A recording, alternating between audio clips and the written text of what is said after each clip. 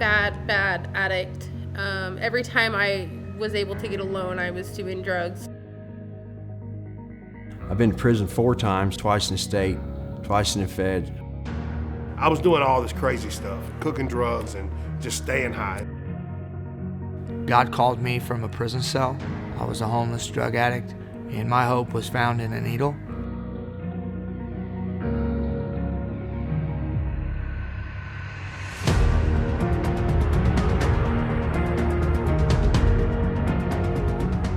I was 8 months pregnant, homeless, living out of my van. You know, it wasn't Freeway that saved me, it wasn't John Stroup that saved me, but God uses Freeway in such a mighty way as a tool to reach these people. There's not a community or a county in America that doesn't have a drug problem. And the church has the answer, and it's the gospel of Jesus Christ.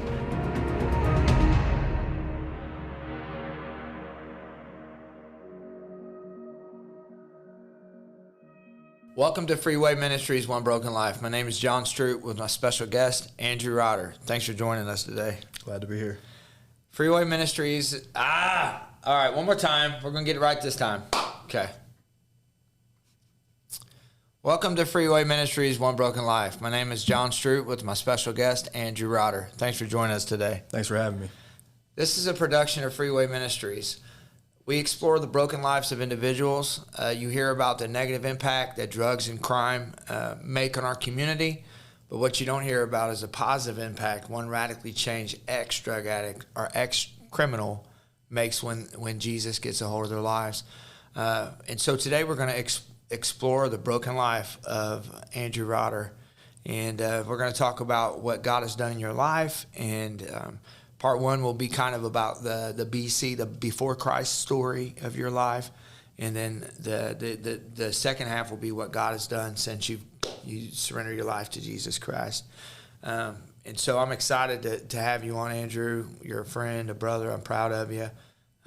Just remember when we're sharing today that there are people that are going to listen to your story that may be on the other side of this thing. They may be in addiction or feeling hopeless, and your story is going to impact them. And there's moms and dads listening, family members that are struggling with someone in addiction, and they've given up, or maybe they just don't know what to do to try to help them. So your story is going to impact them too. So thank you for coming and sharing your story today. Absolutely. A couple verses that we kind of, I'd say theme verses really, Psalms 51:17. And God says, the sacrifices of God are a broken and contrite heart. And the sacrifices of a broken heart or a broken spirit, God will not despise. And so God uses brokenness, right? And then Philippians 1:12, Paul says, brethren, I want you to know that the things that have happened to me, so things is things in the past, his testimony, all the bad and the good, putting him in prison, God allowing those things to happen in Paul's life. He said, the things which have happened to me have actually turned out for the furtherance of the gospel. So what is Paul is saying is that the things that have happened to him have actually made the gospel go places that it had not been able to go before or had not gone before. And so that's what we're doing today. We're taking your story, and God is going to use that to proceed and take the gospel places that it may not have gone before in people's lives. And so just give us a brief few minutes here. What was your life like growing up as a kid? So my life, I've known Jesus my whole life. I got a grandmother on my father's side that, like, one of the first things I ever remember learning how to do was pray before you go to bed, pray before you eat. And but that was the only real good influence I had growing up. The rest of my life was So you're telling me you surrendered to Jesus at a young age? No. Okay. I knew him, though. You knew about him? Yeah. Okay. And well,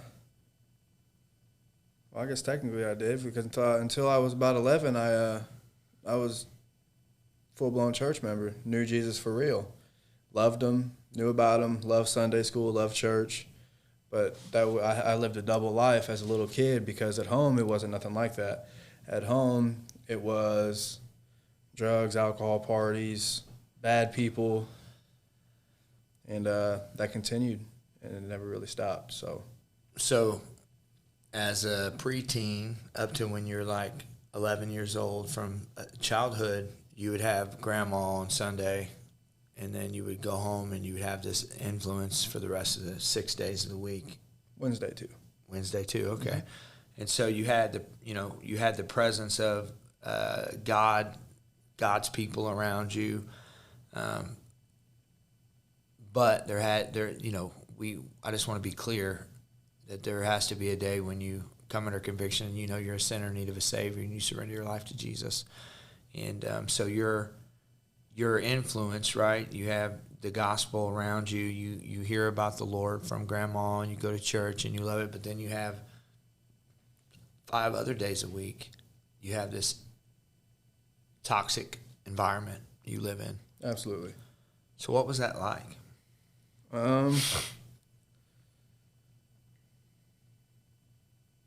I mean, at the time it was cool. It was good. It was nice. It's what I thought was normal. That's how I grew up. It wasn't anything out of the ordinary. I never thought it was bad. I thought it was good. You thought it was normal, normality. Yeah, because I thought like life outside of church was that. Instead of what it should be, I thought you had church and the people that followed, then everybody else. That's what was normal.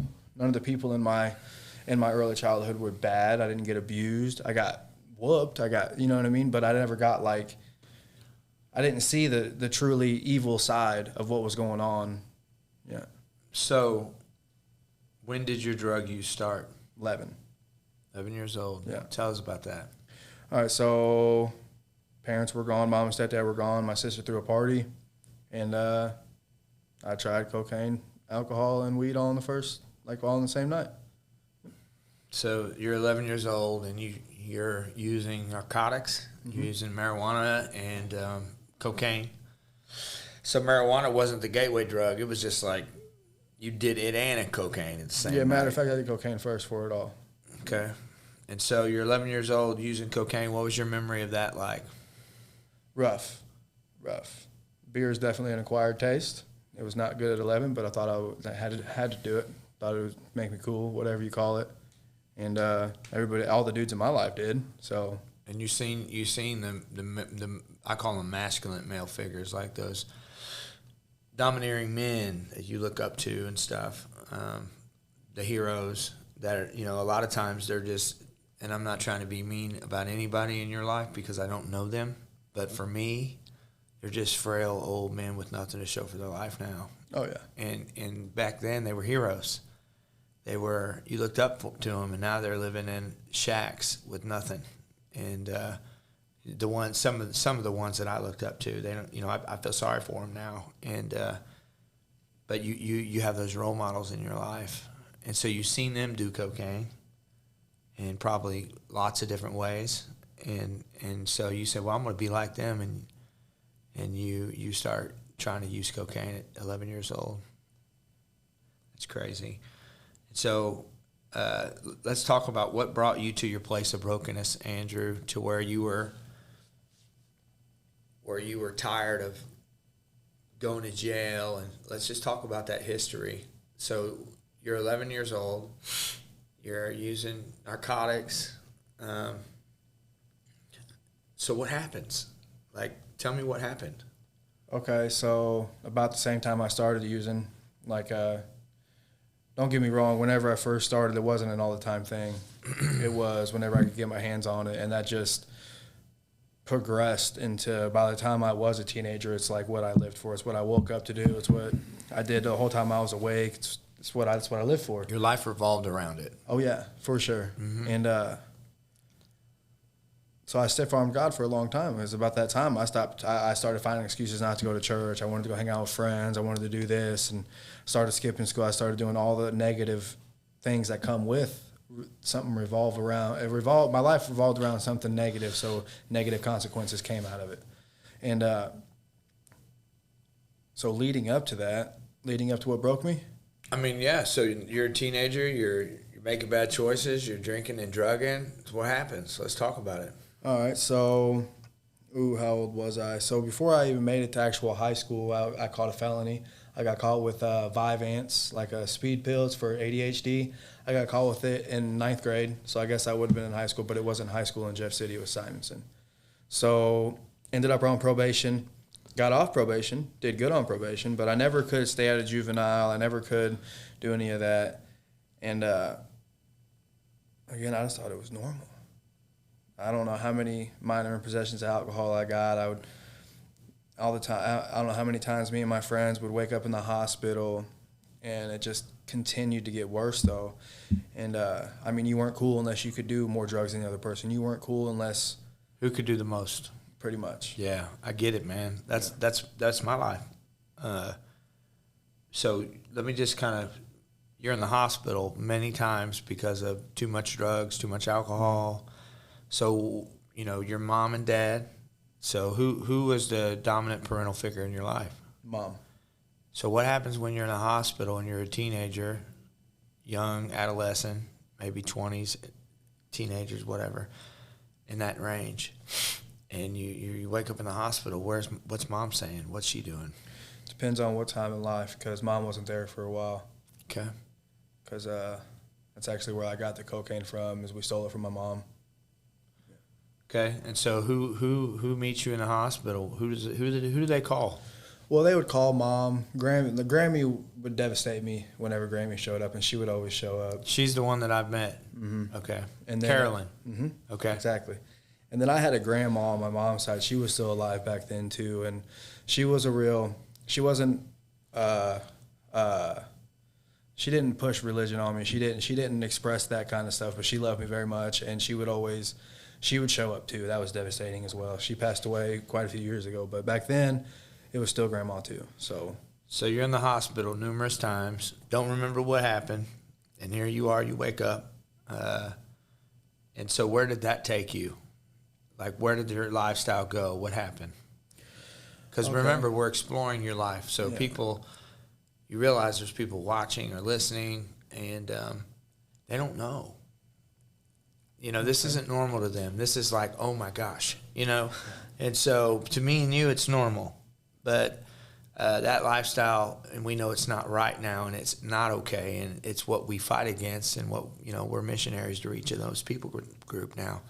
But to us, I understand, you understand, but they don't. Yeah, that was the easy part of it. That was the nicer part of my past. That was whenever I was still young, and so it leads to,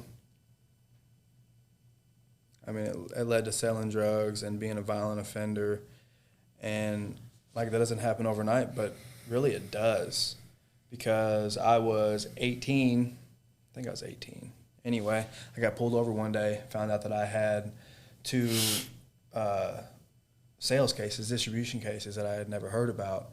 And in between the time that I sold the drugs and the time that I actually got arrested for that, I got arrested with a modified firearm. And all that revolved around, like, exactly what was going on whenever I was a kid, whenever I was going to the hospital all the time, whenever I was doing all this.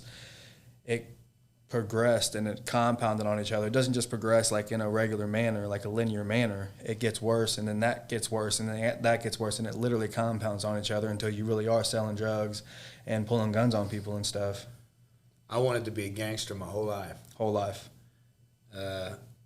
When I was a little kid, like Scarface was my favorite movie. I wanted to be Tony Montana, and I wanted to be a gangster, and then I became one. And you just don't come back most of the time from that life. And so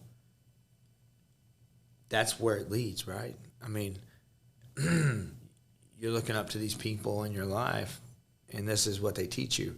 I tell people all the time that the devil is also a fisher of men, not just Jesus, like the devil, you know, and he has evangelists out there too, and they are on the corners hustling, selling dope, and teaching people how to do that stuff.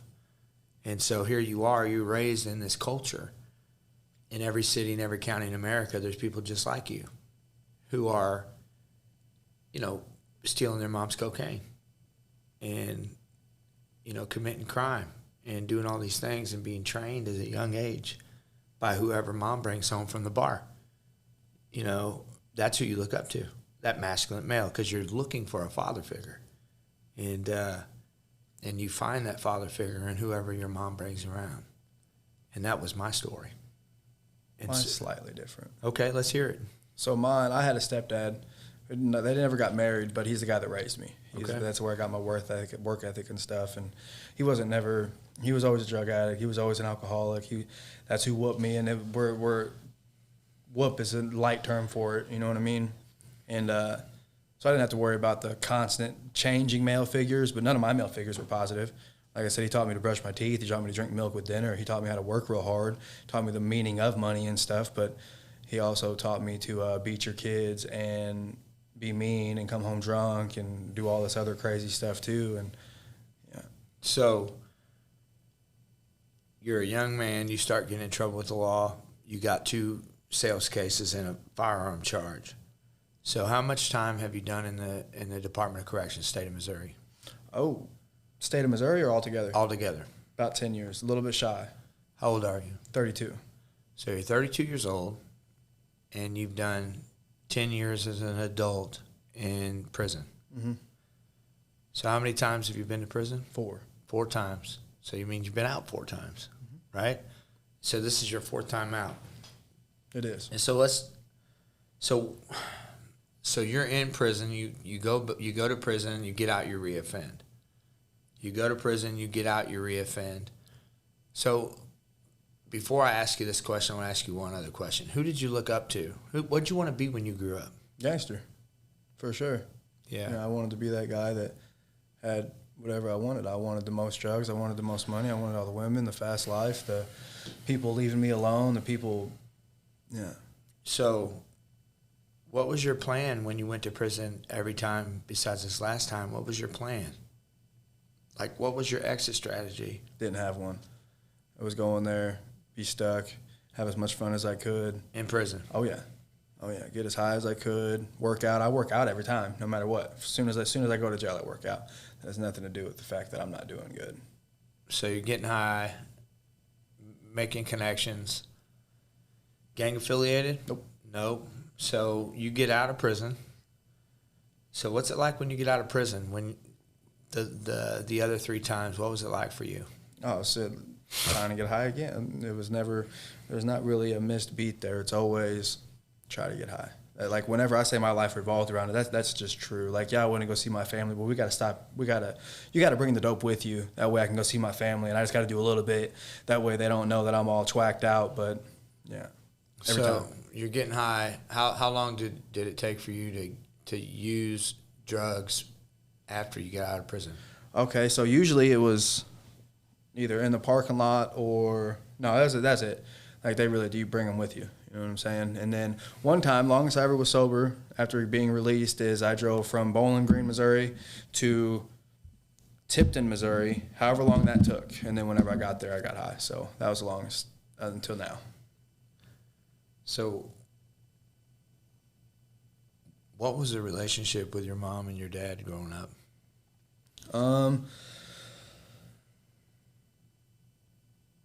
Me and my mom have always been real close.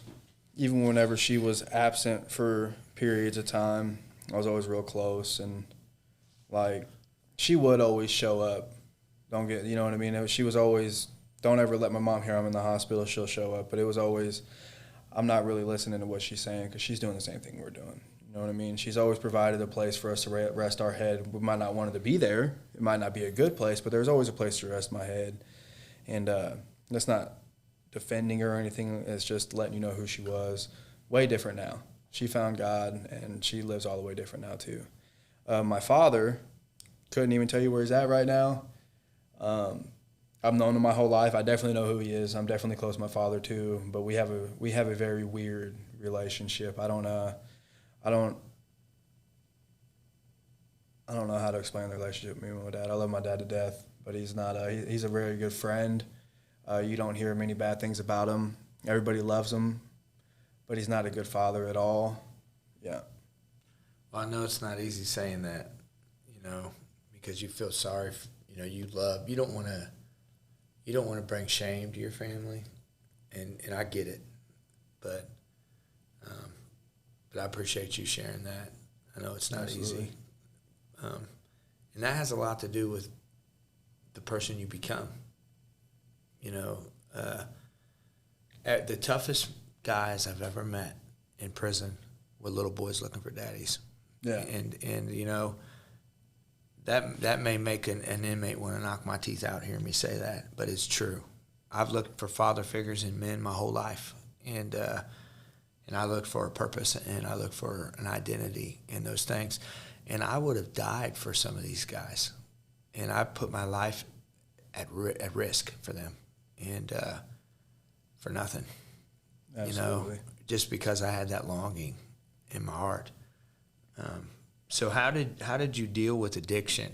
So did you want to stop? I mean, so you're just now barely, how old are you? 32. 32. So whenever I got saved, I was 30 years old, and I was in Fulton prison, and I got out of prison. I was 32, and that's when I started over with nothing. So you're ahead of me, man.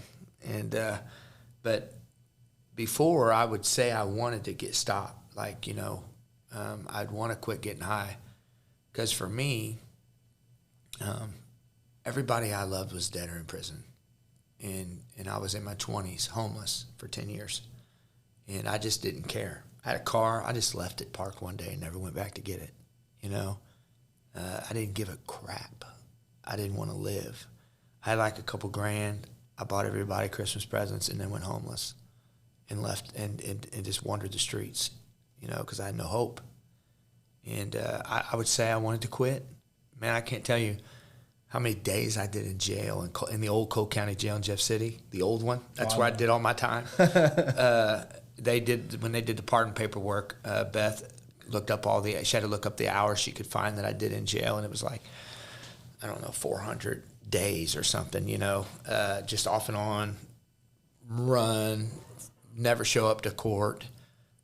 And I would go in there and read the Bible and say I was a Christian, and then I'd get out and just go right back to it. So for you, did you want to quit all those times you kept getting out? Did you want to stop? Not all the times. So, I mean, all the way up until time before last, maybe. I embraced it. I thrived in that life. I loved that life. I loved getting high. I didn't do it to numb myself or to hide from I didn't do it for none. I did it because I liked it. I liked being high. I liked the fun. That's what I like to do. So I never wanted to quit, really. Thought it was fun. Yeah, thought it was. Very true. A couple times ago, whenever I started realizing that, like, your family does your time with you, and it tears everybody down, right? So whenever I realized that, I mean, there's no glory in being tough. That's not cool to go to prison so many times. It's not cool to have like a laundry list of felonies. None of that's cool. All that is living your life in a box, like depriving your family of you. No, that's whenever I started wanting to change. And then, like, I would say I want to change, and then I wouldn't. I'd be in prison trying to get drugs brought in. I'd be in prison trying to buy them all up. I'd get out, and I'd go right back to what I was doing. And in retrospect, prison ain't bad, right? Whenever you're doing it, it sucks. Whenever you get out and you look back, you're like, oh, okay, well, whatever. Okay, so there comes a point you're in prison, and you're like, I'm done. Before we get to that point, there's a few questions I want to ask you. What grade in school did you finish? Well, I finished 8th grade, and I want to say I went through 9th grade, but whenever I was going through school, it was that no kid left behind thing. Like, you couldn't really be held back. There was a period of time where, like, they had to put you forward no matter what. But I have half a credit in high school. Okay. So when did you realize your life was out of control?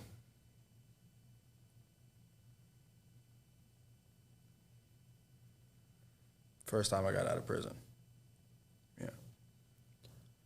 I got released from Florida, actually, and got up here. They extradited me back up here, and they let me out, and I'm talking about like 3.5 weeks later. Just that was terrible. That was a terrible time. I lost myself, completely engulfed in everything. Didn't care about nothing. Didn't care about life, death, kids, family, nothing. So, did you ever try to get sober on your own? No. Never? No. Okay. It's the first time. Most people say yes. And then they tell me how that didn't work. How many treatment centers have you been through?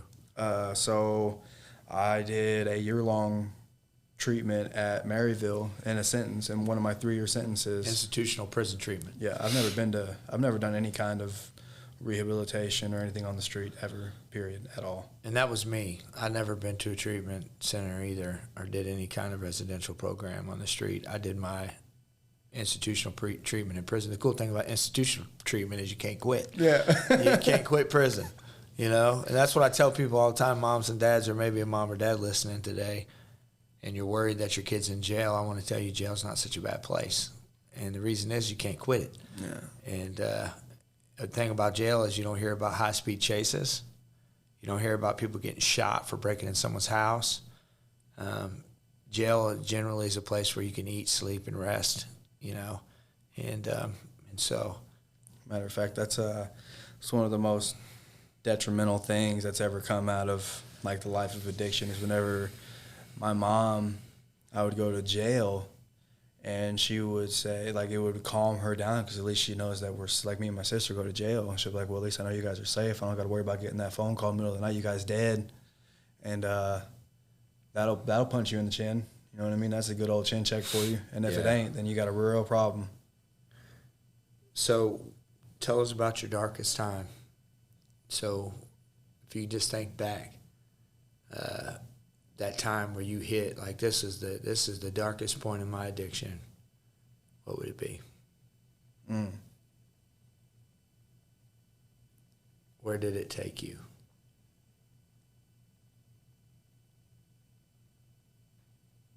I don't know. Let me tell you mine, and then you can think about yours. So when I think of my darkest time, there was a. Do you remember Charles and Angela? Mm-mm. Okay. Well, I'm not going to say their last names, but Charles is dead now. I do know who you're talking about. Okay. And they lived in the projects. Had long red hair? Yep. Yeah. And they had a trap house over in the projects in Jeff City. All right. Over off of Lafayette Street. And when I would go there, now I stunk so bad that you could smell me through my clothes.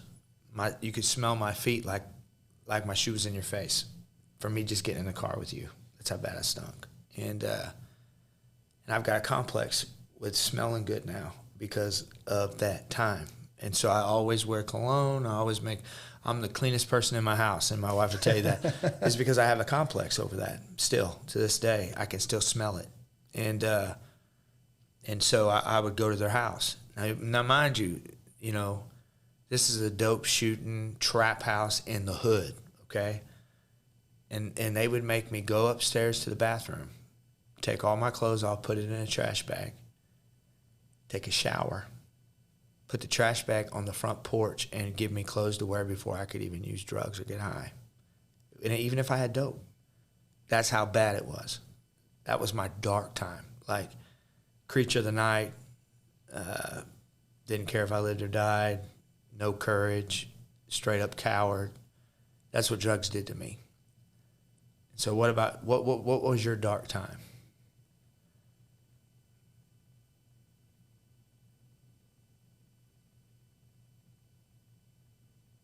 It was probably when I got out of Florida. Because like all the other times, I at least had inhibitions about everything I was doing. I might not have cared, but at least in the back of my mind, I'm like, this is wrong. Whenever I got out of Florida, I did not care. Just did not care at all.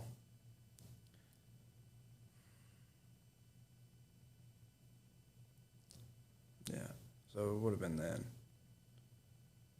A lonely time. Yeah, surrounded by people, all alone, for sure. Last Saturday, we talked about the 10 lepers, Luke 17. And one said thank you. Yeah, the one came back, and he said it was a Samaritan. And the Samaritans were outcasts, racially and socially separated from the Jews. And he heals them all, but he tells them they have to go to the priest because the law said they had to go be examined. Lepers, they were all lepers. And so they all turn, and when they turn, they get healed. And the leper comes back. And for me, the leper was the outcast of the outcast because he wasn't accepted at the priest to the priest in the temple like the Jews were. He couldn't go to the inner court. He was a Samaritan. And so he was the worst of the worst, you know. And he turns back to Jesus, and I can see him saying, I don't have nowhere else to go but you. You know, I don't have nowhere else to go. You're it. And I've been out of prison since 2009, and I still don't have nowhere else to go but him, man. You know, I was the Samaritan, and the Samaritan leper, you know, the outcast of the outcast, the one that no one wanted around. And misery loves company, brother. And those people, those lepers, would have never been together socially, but their misery brought them together. And that's what happens. That's a picture of the dope house, you know, the trap house. You got people in the dope house that would never be together except for their misery. For sure. You got the judge's son. You got the rich kid. You got the guy from the hood. You got the ex-drug dealer who used to be on top that now's a junkie. You know, you got the white girl. You got the, you know, there's no telling who's going to be there and what background. They have nothing in common but addiction, right? And so there's people that are listening right now, I guarantee it, and they're in their dark time, right? And so what advice would you give them? I mean, they're in their dark moment. There may be somebody who just got out of Florida prison, you know? And so what would you say to that person? What would you say to the old Andrew Rodder who was listening today? I mean, there's a way out. You're not stuck in it. It's not permanent. It's only permanent if you make it permanent. Like, I always thought that's what I wanted to do. That's all I could do. That's all I was made for. And that's just not true. Like, I don't believe in products of environments. Like, yeah, your environment affects, like, the influences around you, but you're a product of your actions. You're a product of what you choose to do, especially after you grow up, to where, like, I would say stop justifying what you're doing. If you don't want to do it, don't do it. If you wanted to not do it, you wouldn't do it. We're selfish individuals, right? So you do what you want. So you have to change what you want. You have to do something different. And that's what I would tell somebody that's hopeless, is that, like, you're only hopeless because you're letting yourself be hopeless. There is hope. Jesus Christ is hope. But if you don't know him, there's still ways to get out of the situation you're in. You need to clear your mind. You need to do all that. You need to stop. Surrender. Yeah. Surrender your life. For sure. And my prayer was, Lord, use me like the dope used me and give me a purpose. And I give my life to you like I did the drugs, you know. And so that's a beautiful prayer to pray, to surrender your life to Jesus that way, you know. Did you ever think there was hope for you growing up in your addiction, when you was in your dark moments, in and out of prison? Did you ever think there was hope? No. I knew I could. I knew I could. I knew I could turn to Jesus. I knew I could do all that. I just never thought I would. Okay. Do you ever fear relapse? Of course, every day. Every single day. How long have you been clean and sober? Out of prison this time. So April, May, June, July, August, September. Whew, I'll tell you what, that's like 17 months on the street sober. So really a year on top of that, though, because I went back for a year. So that's like 29 months sober. So since you've been an adult, have you ever been 29 months sober? I ain't never been 29 days sober. How's it feel? Feels amazing. Yeah. So your family, what do they think now? I mean, they're all tickled to death, proud as can be. That's what they all told me anyway. So. Your kids come serve with you? Yeah. What's that feel like? That's neat. That's neat. So I've been, and my oldest is 14, and So I've been incarcerated most of their life. I've been a picture on a wall and a phone call, right? And so now they literally they got to come sleep on my couch in my own apartment and ride around in my truck and they've seen me. I've known my kids have known me. It's just that I've never been good. I've never been a good influence. I've never been anything but high. I can't even stay high sober long enough to be a part of my kids' lives. And I would always. You were your dad. Oh yeah. But now you're not. My dad was even better than I am because at least Dad would have me out at his house and stuff like that. Yeah, I'll be the first to admit that I was worse. And now you're turning a corner. And I don't want to go into your after Christ. I don't want to steal the thunder of what God is doing today. But today you're clean and sober for the first time as an adult. Yeah. Out of prison. Mm-hmm. And you have your own place. Yeah, you have a ministry to serve in. You're in Bible college. You oversee the children's ministry. I do. And God is using you. You graduated the Freeway Ministries Discipleship Program. And so we're gonna talk about that. Part 2, we're gonna talk about what God is doing. We're gonna talk about the comeback story. So I want to thank you for sharing your heart, opening up your life, letting people in. Very welcome. Yeah. And so if you've enjoyed this, part 1 of Andrew's story, this is a production of Freeway Ministry. One Broken Life is a production of Freeway Ministries. If you want to support what we do here, you can go to freeway-ministries.com and you can help us as we reach one broken life at a time. We're opening homes and planting ministries and supporting missionaries as they go start freeways at other places. And so I want to thank you guys for tuning in. If you like this, share it. Share it on your social media platform. Share it on whatever platform you have socially. And let people know that there is hope. So we'll see you for part 2. Don't miss that. Thank you, Andrew. Thank you. We'll see you later.